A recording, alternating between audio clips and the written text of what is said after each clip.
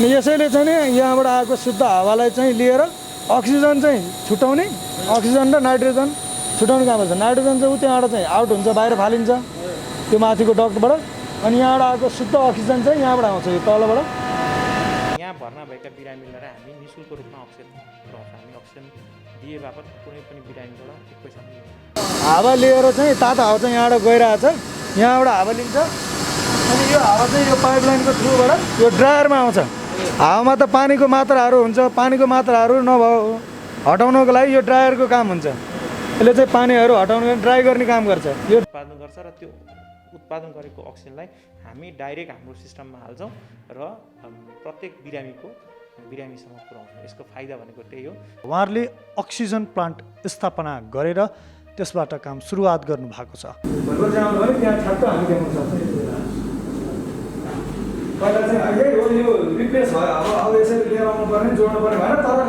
उत्पादन हुन्थ्यो, अक्सिजनलाई एउटा सिलिन्डरमा हालिन्थ्यो, सिलिन्डरलाई कुनै माध्यमबाट गाडीको माध्यमबाट हाम्रो हस्पिटलसम्म ल्याइन्थ्यो र त्यसलाई एउटा सिस्टममा जोडेर बिरामीहरूले पाउँथ्यो। अब अक्सिजनको पाइपलाइनबाट नै सिधै वार्डमा गयो। हाम्रो अब खर्चिले त छ नि, लगभग यो अब 2.5 करोडभन्दा अलिक माथि नै परेको छ। यो टेन्डरबाटै आएको हो होइन।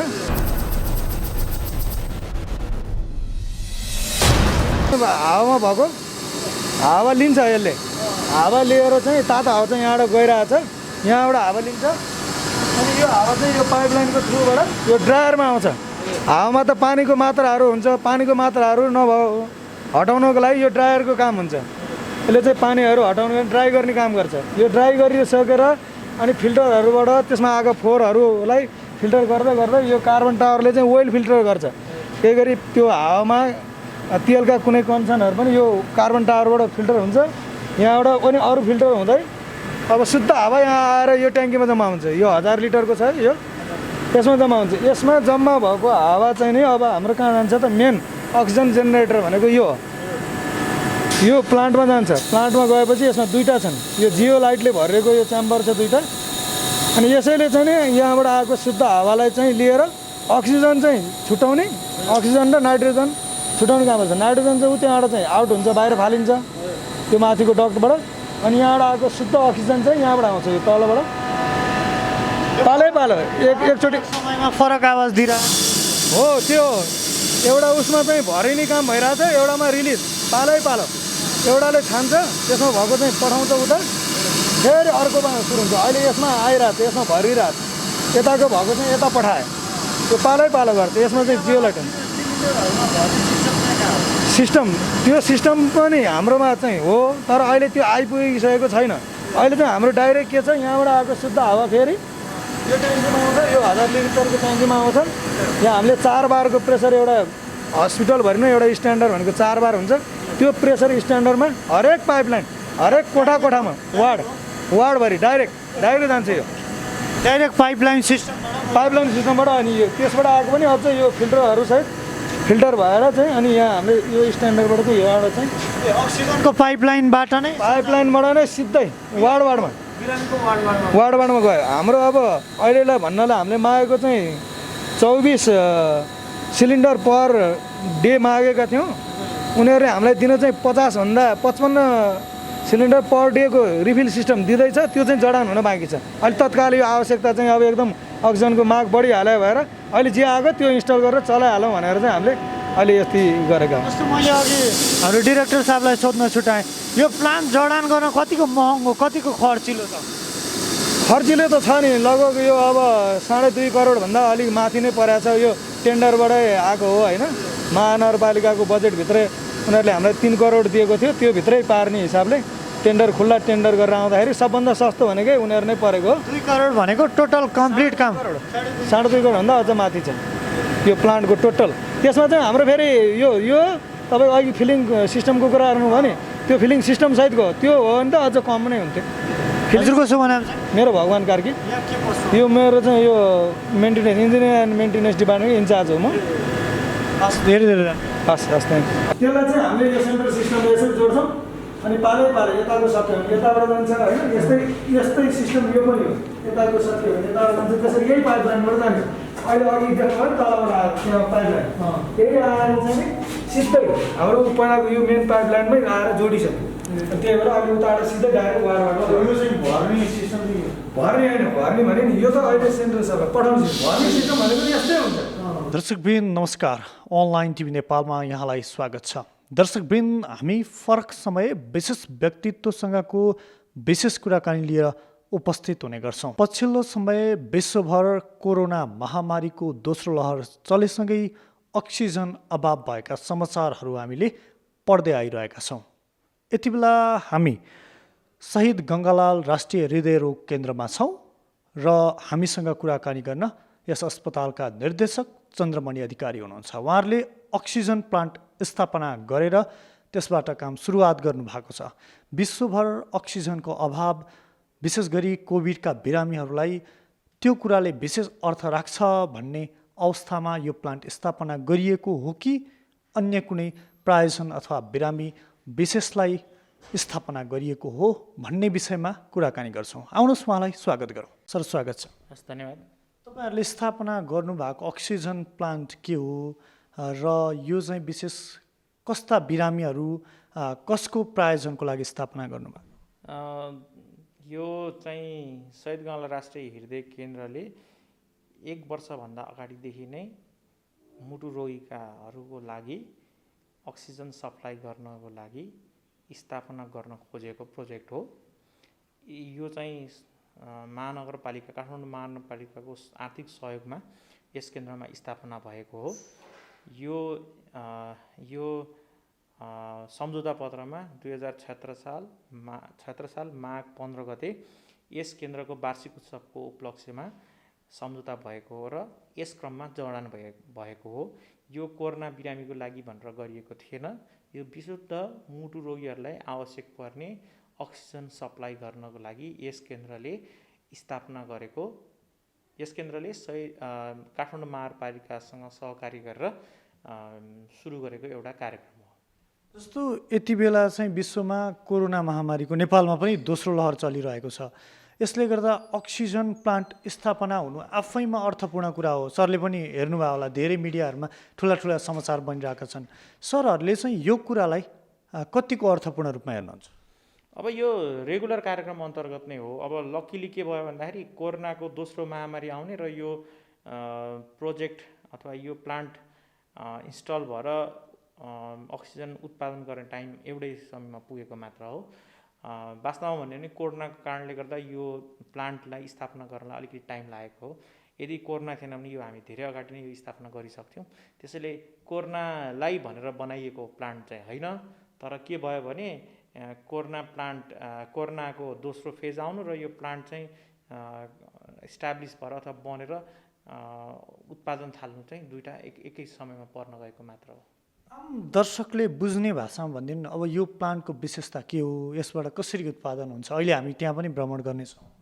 यो चाहिँ वायुमण्डलको हावालाई लिएर वायुमण्डलमा भएका हावामा भएका अन्य ग्यासहरू, धुलाका कणहरू, त्यसकोहरूलाई छुटाएर यसले आफ्नो एउटा सिस्टमबाट अक्सिजन बनाउँछ र त्यो अक्सिजनलाई हाम्रो यहाँभित्रको सिस्टममा हालेपछि त्यसले प्रत्येक बिरामीलाई अक्सिजन सप्लाई गर्न सक्छ।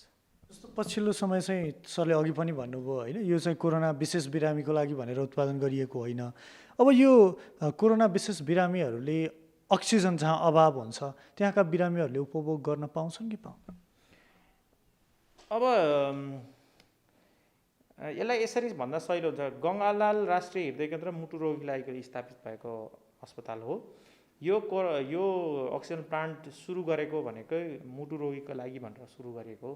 तर अहिले कोरोनाको विषम परिस्थितिको बेलामा हामीले पनि कोरोना लागेका मुटु रोगीहरूलाई उपचार गरिरहेका छौँ। त्यसैले उनीहरूले पनि यही अक्सिजन प्रयोग गरिरहेको हुनाले यो मुटु रोगीको लागि मात्र होइन कि अक्सिजन चाहिँ सम्पूर्ण नेपाली जनताको लागि, जसले पनि यदि गङ्गालालमा भर्ना आउनुभयो भने उहाँहरूले उपयोग गर्न सक्नुहुन्छ। अब कुरो रह्यो, हाम्रो क्षमता अलिकति ठुलो छ।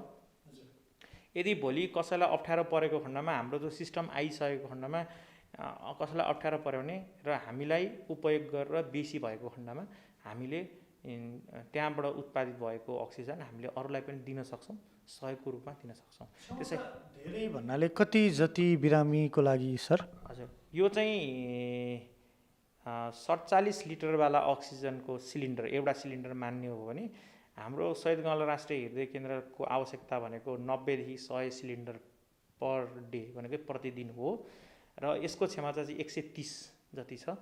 अब यदि हाम्रो उपयोग चाहिँ 100 सिलिन्डरभन्दा कम भयो र बाँकी रहेको सिलिन्डरलाई हामीले भर्ने सिस्टम, त्यो सिलिन्डरमा भर्ने सिस्टम हामीले केही दिनमै हामी स्थापना गर्दैछौँ। यदि त्यो भएको खण्डमा र अन्य हस्पिटलमा आवश्यक भएको खण्डमा हामीले भरेर अरू हस्पिटललाई पनि सहयोगको रूपमा पुर्याउन सक्छौँ हामीले। यो अक्सिजन प्लान्ट चाहिँ नेपालमा पहिलो हो भन्न सक्छौँ हामीले? होइन, यो अक्सिजन प्लान्ट नेपालको पहिलो होइन। मलाई प्राप्त भएको जानकारी अनुसार अहिले 18वटा यस्ता यही खालको यही सिस्टमका 18वटा सिस्टम चाहिँ विभिन्न हस्पिटलमा जोडिने क्रममा छ भन्ने इन्फर्मेसन छ मस्त। यो पहिलो होइन।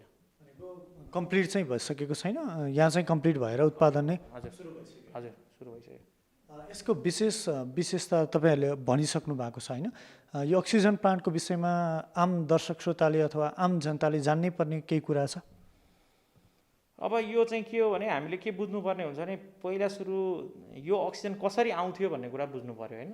अक्सिजन चाहिँ के हुन्थ्यो भने सिलिन्डरमा भरेर कुनै कम्पनी जहाँ त्यो अक्सिजन उत्पादन हुन्थ्यो त्यो कम्पनीमा अक्सिजन उत्पादन हुन्थ्यो। अक्सिजनलाई एउटा सिलिन्डरमा हालिन्थ्यो, सिलिन्डरलाई कुनै माध्यमबाट, गाडीको माध्यमबाट हाम्रो हस्पिटलसम्म ल्याइन्थ्यो र त्यसलाई एउटा सिस्टममा जोडेर बिरामीहरूले पाउँथे। अब चाहिँ के छ भने हामीले त्यसरी ट्रान्सपोर्ट अथवा यातायातको साधनहरू केही पनि प्रयोग गर्नु पर्दैन। हाम्रोमा एउटा मेसिन छ जसले त्यो अक्सिजन उत्पादन गर्छ र त्यो उत्पादन गरेको अक्सिजनलाई हामी डाइरेक्ट हाम्रो सिस्टममा हाल्छौँ र प्रत्येक बिरामीसम्म पुर्याउँछौँ। यसको फाइदा भनेको त्यही हो र यसमा चाहिँ यो खर्च पनि कम लाग्छ, किनभने अब हामीलाई चाहिने भनेको त्यो मेसिनको मेन्टेनेन्स हो होइन, मर्मत सम्हार हो र चाहिँ त्यसमा अलिकति बिजुलीको पनि आवश्यकता पर्छ अथवा बिजुलीबाट चल्छ यो, त्यति कुरा हो। त्योदेखि बाहेक अरू हामीलाई केही पनि चाहिँदैन। पछिल्लो समय चाहिँ कोरोनाका बिरामी बढ्दै गएको अवस्थामा अक्सिजन अलि अभाव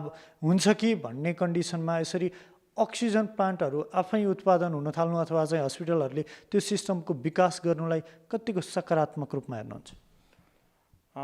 यो एकदम सकारात्मक कुरा हो।